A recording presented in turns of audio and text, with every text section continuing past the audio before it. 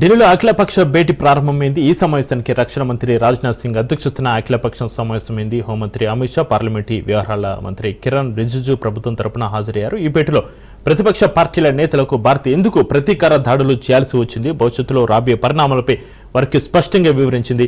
ఈ సమావేశంలో రాజ్యసభలో ప్రతిపక్ష నేతగా ఉన్న మల్లికార్జున్ ఖర్గే, లోక్సభలో విపక్ష నేతగా ఉన్న రాహుల్ గాంధీతో పాటుగా పలువురు హాజరైనట్టుగా తెలుస్తుంది. ఉగ్రవాదుల శిబిరాలే టార్గెట్ గా ఆపరేషన్ సింధూర్లో భాగంగా ఇండియన్ ఆర్మీ పాక్ పిఓకేలపై వైమానిక దాడులతో విరుచుపడింది. ఇందులో ప్రముఖ ఉగ్రవాద సంస్థలైన లష్కర్ ఎ తోయిబా, జైషే మహమ్మద్ ప్రధాన కార్యాలయాలతో పాటుగా ఉగ్రవాద ట్రైనింగ్ క్యాంపులు సైతం నిలమట్టమయ్యాయి.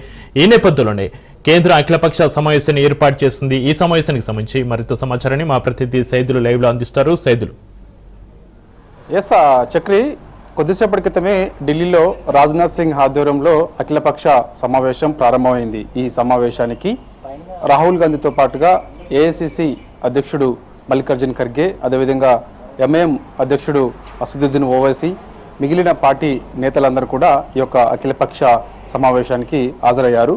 అయితే ఆపరేషన్ సింధూర్ ఏ విధంగా జరిగింది, ఎక్కడ పాకిస్తాన్ ఉగ్ర స్థావరాలపైన ఏ టైంలో దాడి చేశామనే దానిపైన రాజ్నాథ్ సింగ్ అఖిలపక్ష సమావేశంలో పార్టీ నేతలకు వివరిస్తారు. అంటే ఎందుకు చేయాల్సి వచ్చింది, వాళ్ళు పహల్గామ్లో ఉగ్రవాదులు వచ్చి ఆనాడు 26 మందిని పొట్టన పెట్టుకున్న సంగతి అందరికీ తెలిసిన విషయమే కాబట్టి అందుకు ఖచ్చితంగా ప్రతీకార చర్య త్వరలోనే ఉండబోతుందని ఆనాడు రాజ్నాథ్ సింగ్ ప్రకటన చేశారు. ప్రకటన తర్వాత నిన్న ఈ యొక్క పాకిస్తాన్ ఉగ్ర స్థావరాలపైన మొత్తం 9 ప్లేస్లలో మన యొక్క వైమానిక దాడులు జరిగాయి. భారత్ ఆర్మీ సైన్యం ఆ యొక్క ఉగ్ర స్థావరాలపైన దాడులు జరిపి వచ్చింది కాబట్టి ఆ ఉగ్ర స్థావరాలపైన దాడులు జరిపిన విషయాన్ని అఖిలపక్ష సమావేశంలో రాజ్నాథ్ సింగ్ వెల్లడిస్తారు. అసలు ఎందుకు చేయాల్సి వచ్చింది, ఎంతమంది ఈ యొక్క ఉగ్ర స్థావరాలు దాడి చేసినప్పుడు మరణించారనే దానిపైన ఒక క్లారిటీ కూడా అఖిలపక్ష సమావేశంలో వాళ్ళని వివరిస్తారు. ఇప్పటికే అన్ని పార్టీల నుంచి ఈ యొక్క ఆపరేషన్ సింధూర్కు సంబంధించి అందరూ కూడా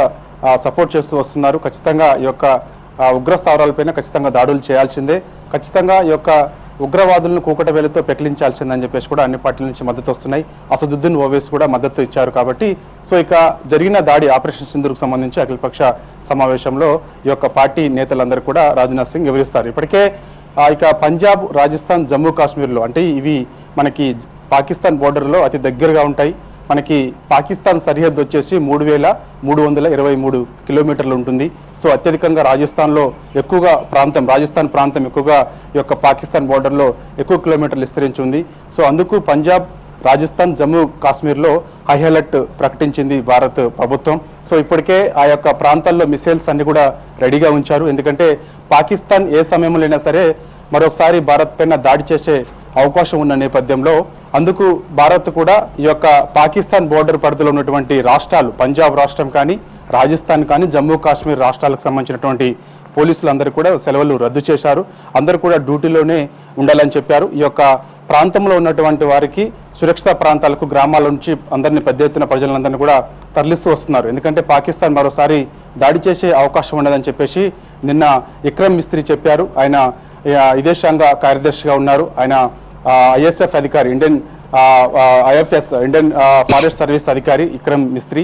ఆయన నిన్న కూడా వివరాలు ఇచ్చారు మనందరికీ. అంటే ఆ యొక్క ఆపరేషన్ సింధూర్ ఏ విధంగా జరిగిందనే దానిపైన కూడా ఆయన నిన్న మీడియాకి వివరించారు. కాబట్టి ఆయన అలర్ట్ కూడా చెప్పారు. కేంద్ర ఇంటెలిజెన్స్ ఆయన సమాచారం ద్వారాగా ఖచ్చితంగా పాకిస్తాన్ భారత్ పైన దాడి చేసే అవకాశం ఉండదని చెప్పేసి ఆయన చెప్పిన నేపథ్యంలో ఈ యొక్క 3 రాష్ట్రాల్లో కూడా హై అలర్ట్ ప్రకటించారు. మరోవైపు ఈ యొక్క ప్రాంతంలో ఉన్న వారందరినీ కూడా సురక్షిత ప్రాంతాలకు తరలిస్తున్నారు. ఎప్పటికైనా సరే ఆ యొక్క ప్రాంతంలో ఇప్పటికే పాక్ కొన్ని కవ్వింపు చర్యలకు పాల్పడుతుంది. కొన్ని ప్రాంతాల్లో జమ్మూ కాశ్మీర్ దగ్గర ఉన్న ప్రాంతాల్లో కూడా కాల్పులకు తెగపడుతుంది. ఈ యొక్క కాల్పులకు తెగబడినప్పుడు నిన్న 13 మంది మన భారత్ చెందిన వాళ్ళు కొంతమంది మరణించారు. కాబట్టి ఇదంతా కూడా బాధాకరమైన విషయమే. కాబట్టి ఉగ్ర స్థావరాలపైన టార్గెట్గా మనం దాడి చేయాల్సి వచ్చింది. ఆ దాడికి సంబంధించినటువంటి వివరాలన్నీ కూడా మరి కాసేపట్లో రాజ్నాథ్ సింగ్ ఆధ్వర్యంలో ఆల్రెడీ స్టార్ట్ అయింది. ఆల్రెడీ ఈ యొక్క అన్ని పార్టీల నేతలందరూ కూడా ఆయన ఈ యొక్క జరిగిన దాడికి సంబంధించి ఆల్రెడీ వాళ్ళకి సమాచారం ఇస్తున్నారు. ఇక జమ్మూ అండ్ కాశ్మీర్, అదేవిధంగా పంజాబ్, రాజస్థాన్ రాష్ట్రాలకు సంబంధించి మొత్తం అనుమానిత చర్యలు గుర్తిస్తే మాత్రం షూట్ ఎట్ సైట్ ఆర్డర్స్ కూడా ఉన్నాయి. రాజస్థాన్ కానీ, అదేవిధంగా పంజాబ్ కానీ, జమ్మూ కాశ్మీర్లో ఏమైనా అనుమానితంగా ఎవరైనా వచ్చినా కూడా, లేదంటే ఏమన్నా పాకిస్తాన్ నుంచి మన వైపు ఏమైనా వైమానిక దాడులు జరిగే అవకాశం ఉంటే ఖచ్చితంగా ఈ యొక్క ఆర్మీకి మొత్తం ఆర్డర్స్ ఇచ్చారు.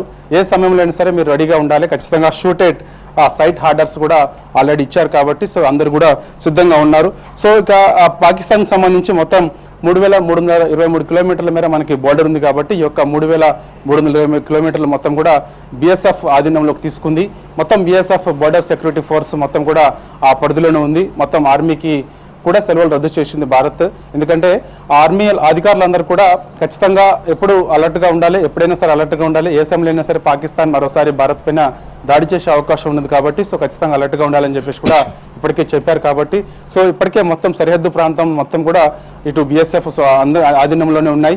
సో ఎవరు భయపడాల్సిన అవసరం లేదు. కాకపోతే ఆ యొక్క ప్రాంతంలో ఉన్న వారిని అందరూ కూడా సురక్షిత ప్రాంతాలకు తరలించిన తర్వాత ఏమైనా పాకిస్తాన్ దాడి చేసే అవకాశం ఉంటే మాత్రం ఖచ్చితంగా తిప్పికొట్టేందుకు భారత్ ఎప్పటికప్పుడు సిద్ధంగా ఉంది, ఖచ్చితంగా తిప్పికొడుతుందని చెప్పేసి కూడా చెప్తున్నారు. కాబట్టి ఎవరు కూడా భయపడాల్సిన అవసరం లేదన్నారు. దాంతోపాటుగా ఇక పంజాబ్ అదేవిధంగా రాజస్థాన్ రాష్ట్రాల్లో స్కూల్స్కి సెలవులు ఇచ్చారు. అంటే ఓన్లీ కొన్ని రాష్ట్రాలకు మాత్రమే, కొన్ని ఆ బోర్డర్ పరిధిలో ఉన్నటువంటి గ్రామాలకు మాత్రమే స్కూల్స్కి హాలిడేస్ ఇచ్చారు. సో ఇటు ఎగ్జామ్స్ కూడా రద్దు చేశారు. ఆ పరిస్థితులన్నింటినీ కూడా ప్రస్తుతం పంజాబ్, రాజస్థాన్, జమ్మూ కాశ్మీర్లో ఏ విధమైన పరిస్థితులు ఉన్నాయనే దానిపైన కూడా మన అఖిలపక్ష సమావేశంలో రాజ్నాథ్ సింగ్ ఈ యొక్క పార్టీ నేతలందరూ కూడా వివరిస్తారు. ఎందుకు మనం అక్కడ అయ్యేటట్టుగా ప్రకటించాము, BSF ఆధీనంలో ఎందుకు ఉండాల్సి వస్తుంది ఆ జోన్లలో, మరోసారి పాకిస్తాన్ దాడి చేసే అవకాశం ఉన్న నేపథ్యంలో అందుకు మనం అదంతా కూడా BSF ఆధీనంలో ఉంటుంది, ఎప్పటికప్పుడు మనం కూడా అలర్ట్గా ఉంటామనేది కూడా ఈ మొత్తం ఈ యొక్క 3 రాష్ట్రాలకు సంబంధించినటువంటి ప్రస్తుత పరిస్థితులన్నీ కూడా ఈ యొక్క అఖిలపక్ష సమావేశంలో రాజ్నాథ్ సింగ్ వారికి వివరించే అవకాశం అయితే కనిపిస్తుంది. ముక్త కంఠంతో అందరూ కూడా సపోర్ట్ చేస్తూ వస్తున్నారు. ఈ యొక్క ఆపరేషన్ సింధూర్కు సంబంధించి ఖచ్చితంగా ఉగ్ర స్థావరాలపైన దాడి చేశారు కాబట్టి ఖచ్చితంగా ఈ అన్ని కూడా అఖిలపక్ష సమావేశంలో అన్ని పార్టీలు కూడా మద్దతు తెలిపాయి కాబట్టి దాంతోపాటుగా ప్రస్తుత పరిస్థితులు ఇప్పటికే అన్ని రాష్ట్రాలకు అలర్ట్ జారీ చేశారు. అందరూ కూడా అలర్ట్గా ఉండాలని చెప్పేశారు. ఆయా రాష్ట్రాల సీఎం తోటి కేంద్ర హోంశాఖ మంత్రి అమిత్ షా కూడా ఆయా రాష్ట్రాల సీఎంలతోటి మాట్లాడారు. ప్రస్తుత పరిస్థితులన్నీ కూడా వివరించారు కాబట్టి సో ఎవరు భయపడాల్సిన అవసరం లేదు. కాకపోతే పాకిస్తాన్ ఏ టైంలో అయినా సరే దాడి చేసే అవకాశం ఉన్న నేపథ్యంలో ఖచ్చితంగా మనం అలర్ట్గా ఉంటున్నాము.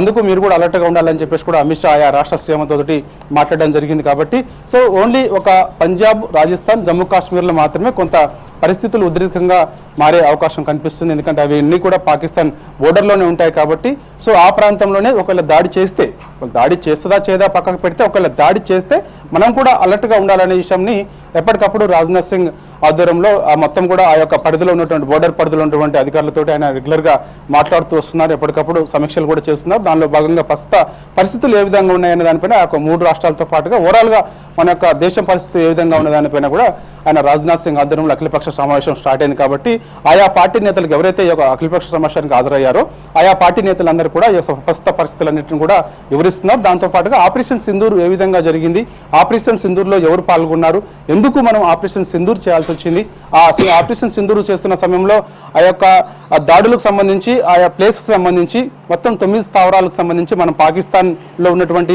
ఉగ్ర స్థావరాలకు సంబంధించి దాడి చేశాం కాబట్టి సో ఆ యొక్క స్థావరాలపైన దాడి చేసిన వివరాలన్నింటినీ కూడా రాజ్నాథ్ సింగ్ ఆ అఖిలపక్ష సమావేశంలో ఆయా నేతలకు వివరిస్తున్నారు. శక్రి అయితే సైదులు, ఈ భేటీలో ప్రతిపక్ష పార్టీల నేతలకు భారత్ ఎందుకు ప్రతీకార దాడులు చేయాల్సి వచ్చింది, భవిష్యత్తులో రాబోయే పరిణామాలపై వారికి స్పష్టంగా వివరించనున్న నేపథ్యంలో ప్రతిపక్ష పార్టీల నేతల నుంచి కూడా సలహాలు, సూచనలు తీసుకునే అవకాశం ఉందా?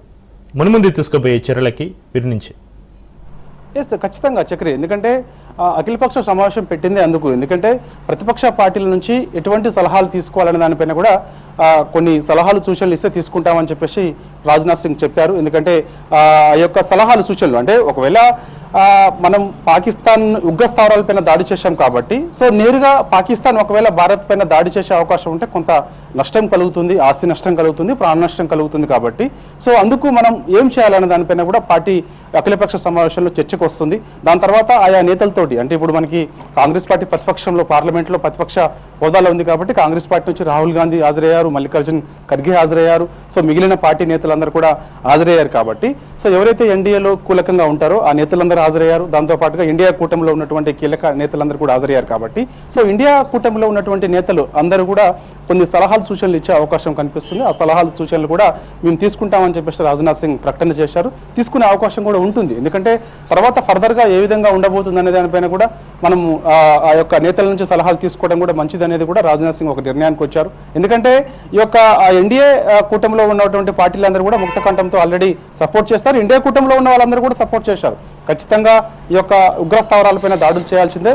ఉగ్రవాదులు ఎవరైతే ఉంటారో వారందరినీ కూడా కూకట వేలతోటి పెగిలించాల్సిందే ఖచ్చితంగా. ఎందుకంటే మనకి అటు ఆనాడు పార్లమెంట్ నుంచి మొదలు పెడితే పహల్గామ్ వరకు కూడా దాదాపుగా 350కి పైగా మంది భారత పౌరులను పొట్టన పెట్టుకున్నారు ఉగ్రవాదులు. కాబట్టి సో ఖచ్చితంగా ఇలాంటి దాడులు మరోసారి భారత్కు సంబంధించి కానీ ప్రపంచం ఎక్కడైనా సరే జరగకుండా ఉండాలంటే మాత్రం ఖచ్చితంగా కూకట వేలతోటి పెగిలించాల్సిందే ఉగ్రవాదాన్ని. ఆ ఉగ్రవాదాన్ని పెంచి పోషిస్తుంది Pakistan.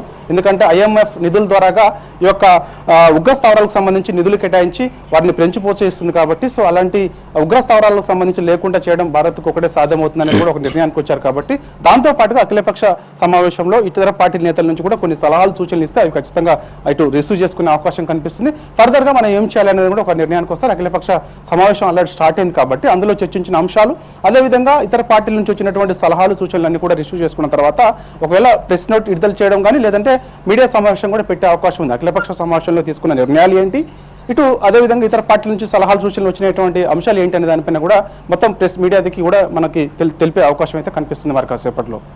Right, thank you Saidulu.